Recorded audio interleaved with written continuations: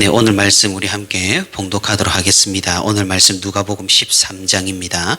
누가복음 13장 31절에서 35절까지 말씀입니다. 네, 제가 말씀을 봉독하도록 하겠습니다. 곧 그때에 어떤 바리새인들이 나와서 이르되 나가서 여기를 떠나소서 헤롯이 당신을 죽이고자 하나이다. 이르시되 너희는 가서 저 여호에게 이르되 오늘과 내일은 내가 귀신을 쫓아내며 병을 고치다가 제3일에는 완전하여지리라 하라.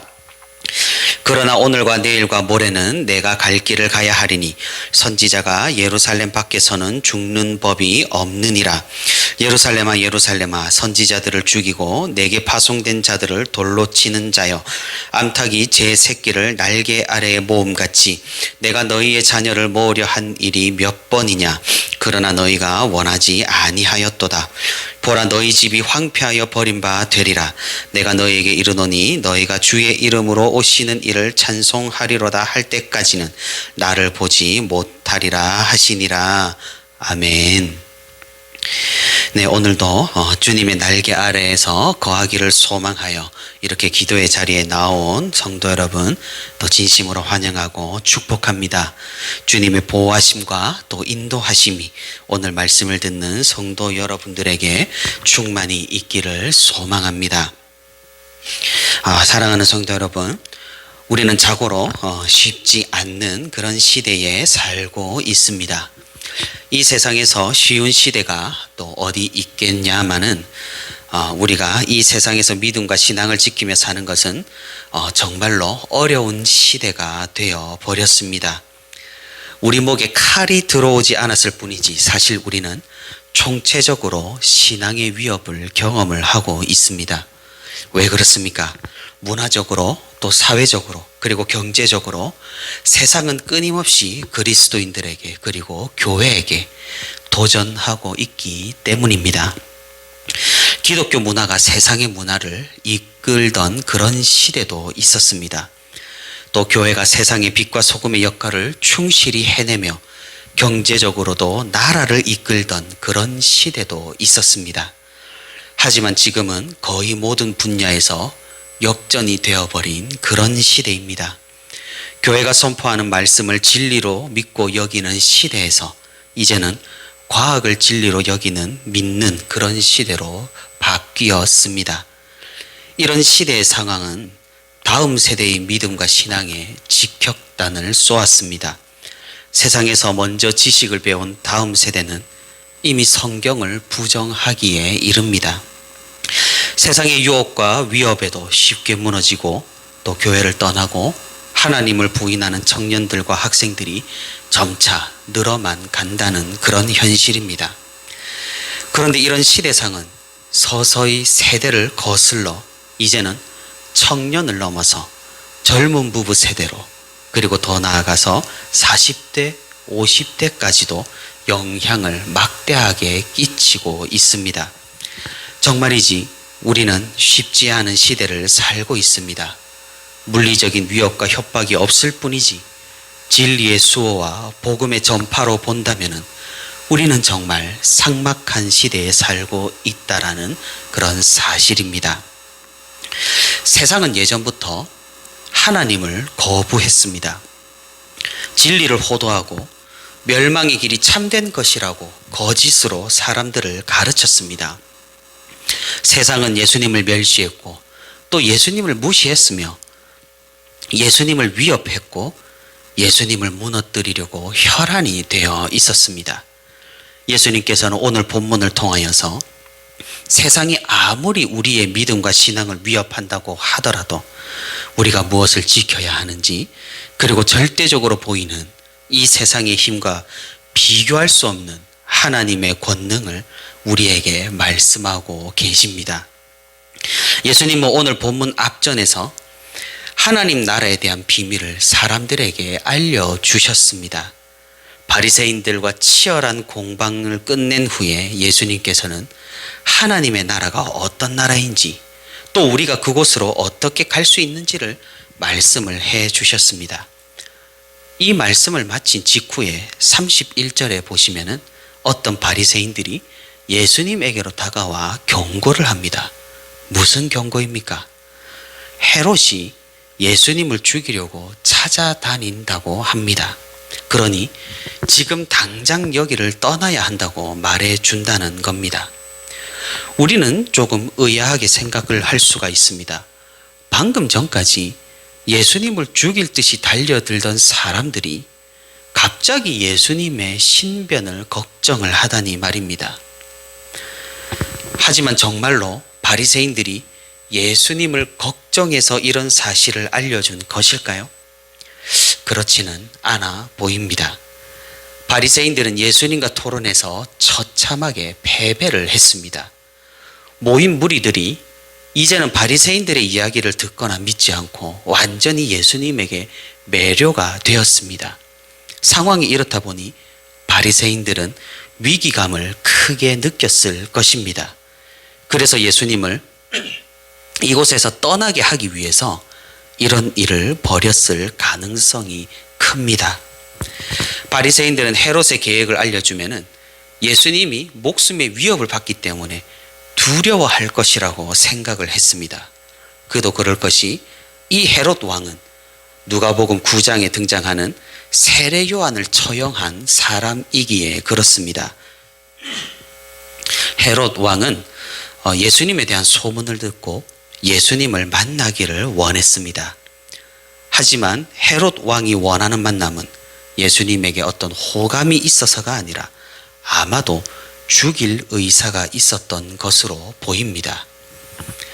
예수님께서는 이 경고에 대해서 어떻게 반응을 하셨으며 어떤 반응을 보이셨습니까? 32절을 보시면 예수님은 너희 바리새인들은 가서 저 여우 헤롯에게 말하라고 당당하게 받아치십니다. 예수님은 헤롯을 두려워해 피하지 않으셨습니다. 오히려 헤롯을 여우라고 부르면서 경멸과 조롱의 메시지를 보내셨다라는 것입니다. 이 당시에 사람 보고 여우라고 하는 것은 그 사람을 하찮은 사람으로 여기는 표현이었습니다. 예수님은 헤롯에게 굴복하지 않으셨던 것이죠.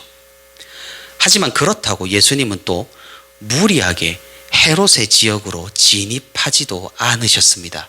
일부러 잡히지도 않으셨다라는 것이죠. 왜냐하면 예수님께서는 이루셔야 할 사명이 있었기 때문입니다.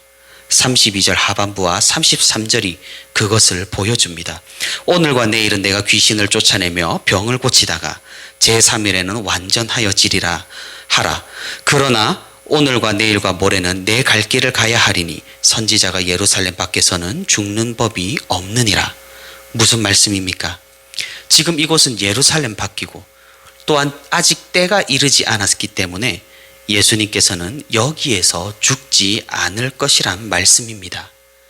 장차 때가 이르면 예루살렘에서 주님은 십자가를 지시고 3일 만에 부활하신다는 그런 예언을 하신 것입니다. 예수님은 이 예언의 말씀을 바리새인들 보고 헤롯에게 전하라고 말씀을 하셨습니다. 이것은 어쩌면 바리새인들과 헤롯이 긴밀하게 결탁되어 있음을 보여주는 것입니다. 예수님은 그런 협박을 하는 바리새인들과 자신을 죽이려고 혈안이 되어 있는 헤롯에게 굴복하지 않으셨다라는 것이죠. 오히려 그들을 하찮게 여기시며 그분께서 감당하실 사명 가운데로 나아가셨습니다. 이러한 예수님의 말씀과 예수님의 태도는 오늘날 우리에게 많은 교훈을 전해줍니다. 현대를 살아가는 우리는 목에 칼이 들어오지는 않을 것입니다. 누구 하나 교회를 다니면 죽이겠다고 위협하는 사람도 거의 없을 것입니다. 하지만 우리는 다른 방면으로, 다른 측면으로 상당한 위협과 협박을 받고 있습니다. 교회를 다니면 쇠뇌가 되어서 정신이 이상한 사람으로 취급을 해버립니다. 이성적이지 못한 바보들만 교회를 다닌다고 세상은 우리를 갈라쳐 놓습니다. 우리는 믿음과 신앙을 지키며 사는 것 뿐일진데 세상 사람들은 우리를 마치 정신병을 앓는 근본주의자로 몰아갑니다. 팬데믹 상황은 이를 더욱 악화시켰습니다. 이제는 교회 밖에서 눈치를 안 볼래야 안 볼 수 없는 그런 지경까지 이르렀습니다. 장례식장에서도 찬양을 함부로 부르지를 못하고 크게 기도하지도 못합니다. 예배 드리는 것도 제한을 받고 있고 소모임은 꿈에도 꾸지 못하게 계속해서 시청에서는 공문을 보내옵니다. 물론 감염을 예방하기 위해서 그런다고 하지만 정도가 심해 보이는 것은 참으로 어찌할 도리가 없습니다. 이것뿐이겠습니까? 세상은 그리스도인들을 먹고 사는 문제로 계속해서 협박을 합니다. 주일 성수, 11조, 예배 출석 이런 것들을 너희가 지킨다면 결국 너희 미래는 보장받지 못할 것이라고, 신앙을 가진다면 이 세상을 굉장히 험난하고 고되게 살아갈 것이라고 우리를 끊임없이 위협을 합니다. 차라리 목에 칼을 들이미는 것이 오히려 신앙의 결단을 하기 쉬울 정도로 세상은 지금도 우리를 야금야금 집어 삼키고 있는 것입니다. 사랑하는 성도 여러분, 우리가 주님의 말씀을 기억하기를 바랍니다. 주님께서 하신 행동을 우리가 경험하기를 바랍니다. 우리는 자주 착각을 하기도 합니다. 예수님과 제자들이 이스라엘에서 굉장히 인기가 있었고 그 당시 굉장히 트렌디한 사람들이었다는 그런 사실로 말입니다. 하지만 이것은 사실이 아니라는 것이죠. 예수님과 제자들을 따르는 무리들이 많았었지만 대다수 이스라엘 사람들은 호기심으로 그 관심이 끝났습니다. 정작 예수님의 복음을 듣고 진심으로 따르는 사람들은 소수였다는 사실입니다. 더군다나 그 당시 지배 계급에 의해 처형당한 사람을 따른다는 것은 미련한 일이었을 것입니다. 예수님께서는 메이저가 아니라 마이너였습니다. 사실 우리도 소수입니다. 기독교 인구가 아무리 전 세계적으로 25% 이상 넘어간다고 하더라도 우리는 마이너입니다. 왜 그렇습니까? 우리는 진실로 주님의 말씀을 따르는 사람들이기에 그렇습니다. 우리가 기억해야 할 것은 다수가 항상 진리가 아니라는 것이죠. 진리는 언제나 좁은 길입니다. 왜 좁은 길입니까? 그 길을 가는 사람이 적기 때문입니다. 그러니 우리는 겁낼 필요가 없습니다. 우리는 세상의 위협에 움츠릴 필요가 없습니다. 왜 그렇습니까?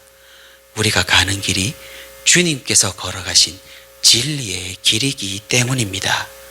세상 사람들이 세상에 굴복하여서 다수가 진리인 줄 알고 가는 저 길은 거짓된 길이기 때문입니다. 오직 진리의 길은 한 길밖에 없습니다. 그것은 예수님을 따르는 길입니다. 사랑하는 성도 여러분, 34절과 35절에서 우리 주님께서는 예루살렘을 보시며 한탄을 하고 계십니다. 하나님이신 예수님이 오셔서 직접 진리를 알려주셨건만 이스라엘 백성들은 그럼에도 불구하고 주님을 믿지 않았기 때문입니다. 구약의 그 숱한 배교와 타락을 하나님께서 친히 인간으로 내려오신 이 순간에도 이스라엘 백성들이 반복하고 있기 때문입니다. 예수님의 마음이 얼마나 안타까우셨겠습니까? 하지만 우리 주님께서는 그럼에도 불구하고 계속해서 이스라엘 백성들을 부르실 것입니다. 우리 주님께서는 그럼에도 불구하고 계속해서 우리를 그분의 백성으로 부르실 것입니다.